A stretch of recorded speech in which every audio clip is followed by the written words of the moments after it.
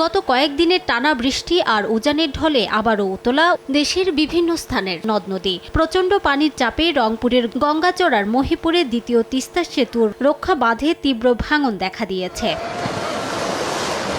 ৯০০ metre বাঁধের প্রায় ১০০ metre অংশ নদীগর্ভে বিলীন। ভাঙন ঝুঁকিতে রয়েছে সেতু, লালমনিরহাট রংপুরের সংযোগ সড়ক সহ কয়েকটি গ্রাম। এলজিইডি বলছে পানি কমলে বাঁধের ভাঙন রোধে দ্রুত ব্যবস্থা নেওয়া হবে। পানি বেড়ের কারণে এই বেড়িবাঁধ ঝুঁকিপূর্ণ অর্ধেক ভেঙে গেছে, আর অল্প একটু আছে। পানি উন্নয়ন বোর্ড অথবা সরকার উত্তরাঞ্চল তথা রংপুর বিভাগের জন্য কি করতেছে এমনটা? ওই জায়গায় এখন বর্তমানে কোনো কাজ করা যাবে না। এটা আগামী কয়েকদিনের মধ্যে পানি নেমে গেলে আমরা সেখানে বালির বস্তা বা জিও ব্যাগ দিয়ে একটা ব্যবস্থা নিব। একই অবস্থা শেরপুরে। পাহাড়ি ঢলে সোমেশ্বরী ও মহারশী নদীর পানি বেড়ে ঝিনাইগাতির নিম্নাঞ্চলে অন্তত ১৫টি গ্রাম প্লাবিত।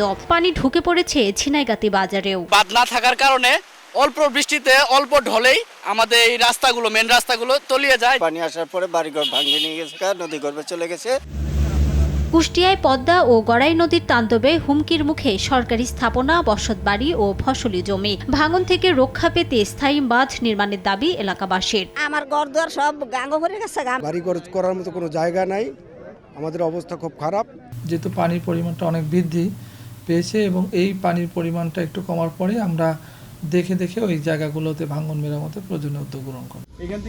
পদ্মার ভাঙনের কবলে মুন্সিগঞ্জ সদর উপজেলার শম্ভর হালদারকান্দি, সর্দারকান্দি, মহেশপুর, নমকান্দি, ভূতারচর ও কালীচর গ্রামের শতাধিক পরিবার। হুমকির মুখে 4টি মন্দির ও 2টি মসজিদও। এখন একে 3বার ভাঙলো, এখন ভাঙলে আমরা কোথায় দাঁড়াবো? অন্য জায়গায় তাকায় উঠছি, এখানে আবার নদী যাইতে আছে। আমরা এবং পানি উন্নয়ন বোর্ড যৌথভাবে চেষ্টা করছি যাতে এখানে একটা স্থায়ী বাঁধের ব্যবস্থা করা যেতে পারে, কারণ আমরা 2বার জিও ব্যাগ ফেলার পরেও এখানে ভাঙন কিন্তু চলমান।